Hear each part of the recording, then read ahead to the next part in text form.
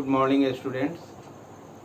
मैं हूं doctor B D Sinha, department of commerce, Jamshedpur cooperative college, Kolhan university, Chaibasa. आज हम लोग बीकॉम सेम 3 के स्टूडेंट्स के लिए ऑडिटिंग सब्जेक्ट के संबंध में बात करेंगे। Subject auditing, BCom sem 3।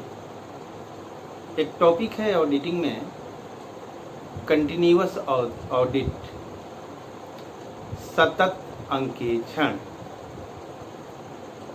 जैसा कि इसके नाम से स्पष्ट है, कंटिन्यूअस मीन्स रेगुलर और रेगुलरली यानी कि लगातार।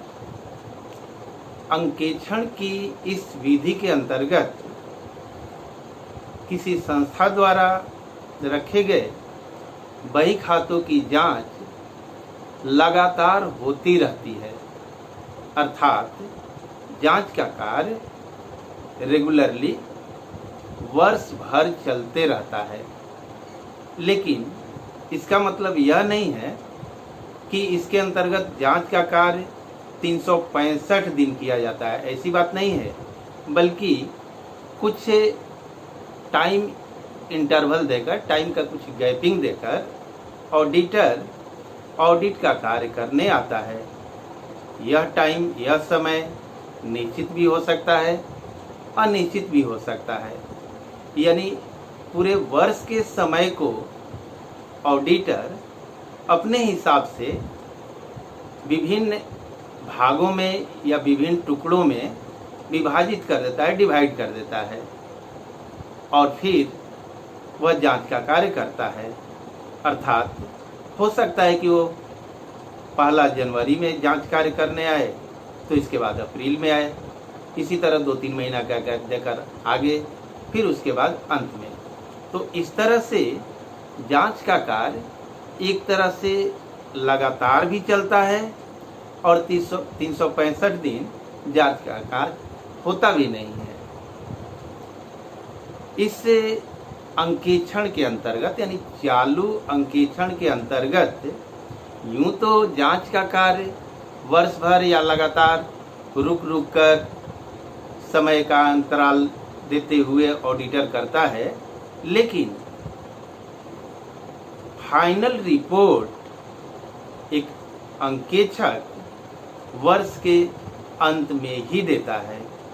यानी जब उसका जांच कार्य समाप्त हो जाता है तो वर्ष के अंत में फाइनल रिपोर्ट अपने नियोक्ता को या अपने मालिक को, जो उसका अपॉइंटमेंट किया हो, जो उसकी नियुक्ति की हो, उसको सौंपता है। इसको समझने के लिए हम कुछ विद्वानों द्वारा दी गई परिभाषाओं की भी चर्चा कर सकते हैं। जैसे एस.डब्ल्यू.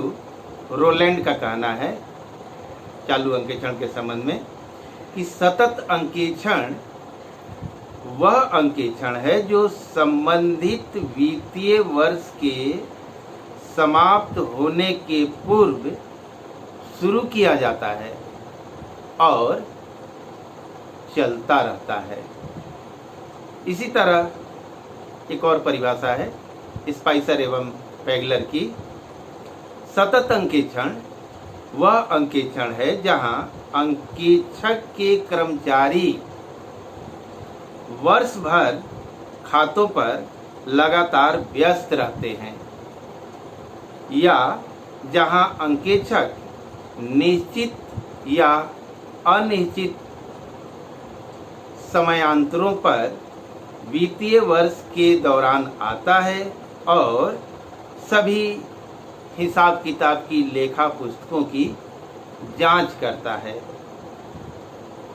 इस प्रकार इन परिभाषाओं के आधार पर हम कह सकते हैं कि चालू अंकेक्षण में निम्न तत्व पाए जाते हैं, अर्थात elements of continuous audit. Number 1, अंकेक्षण की क्रिया वर्ष भर चलना। नंबर 2, अंकेक्षण की क्रिया रुक रुक कर निश्चित या अनिश्चित अंतराल पर चलते रहना।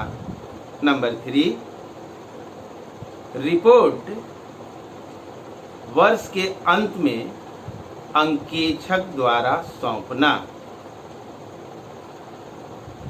चालू अंकेक्षण के संबंध में हम इसके लाभों पर भी विचार कर सकते हैं। तो चालू अंकेक्षण के प्रमुख लाभ निम्नलिखित हैं। नंबर 1, लेखा पुस्तकों की गहन जांच, intensive checking of books of accounts. Number 2, गलतियों और कपटों का शीघ्र पता चलना, quick discovery of errors and frauds. Number 3, अशुद्धियों की जानकारी प्रारंभ में ही होना, detection of errors at very beginning.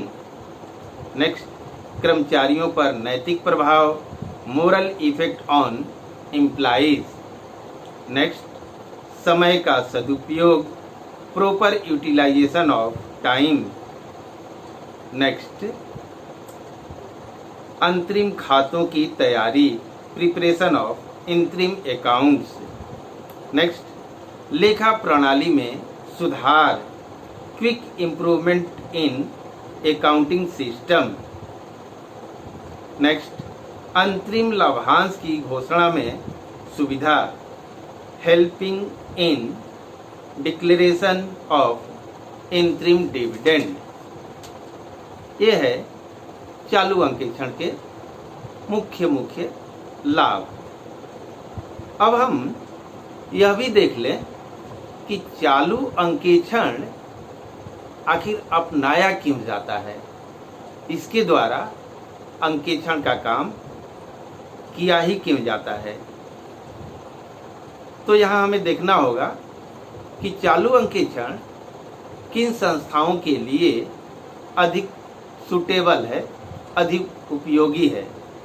तो हम हेडिंग के तौर पर कह सकते हैं कि चालू अंकेक्षण की उपयुक्तता, यानी कि चालू अंकेक्षण निम्न संस्थाओं के लिए अधिक उपयुक्त होता है। नंबर 1, जिन संस्थाओं में क्रय विक्रय एवं उत्पादन बड़े पैमाने पर होते हैं, जैसे मैन्युफैक्चरिंग यूनिट या मैन्युफैक्चरिंग कंपनियां, जहां लार्ज स्केल पर प्रोडक्शन होता है, नंबर ऑफ एम्प्लॉइज भी बहुत अधिक होता है।